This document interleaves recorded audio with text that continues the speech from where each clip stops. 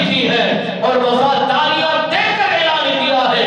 انہوں نے یہ بتلایا تھا کہ اگر جسم سے روح نکل جائے تو میرے جنازے کو اونٹنی پر سوار کر دینا، ان کی لگاموں کو چھوڑ دینا. اگر در مصطفیٰ سے دروازے کھل جائے، آواز آ جائے، تو پھر مجھے نبی کے قدموں میں دفن کر دینا.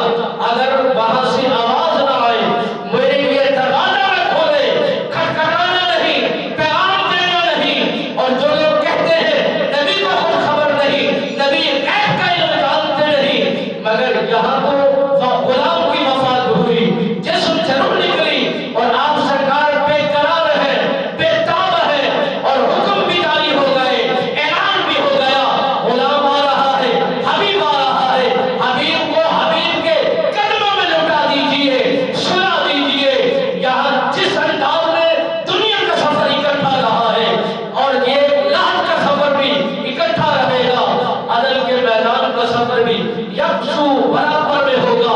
میرے نبی سرکار نے فرمایا جو ہمارے ساتھ وفاداری کر کے اعلان کرتے ہیں، محبت کا اظہار کرتے ہیں، ہم انہیں رائگاں نہیں کرتے اور ان کی قدر و قیمت کو بھی جانتے ہیں، ان کی کوشش و کاوش کو سمجھتے ہیں، پھر ہم اتنا دے دیتے ہیں کہ وہ سب کے سب راضی ہو جاتے ہیں.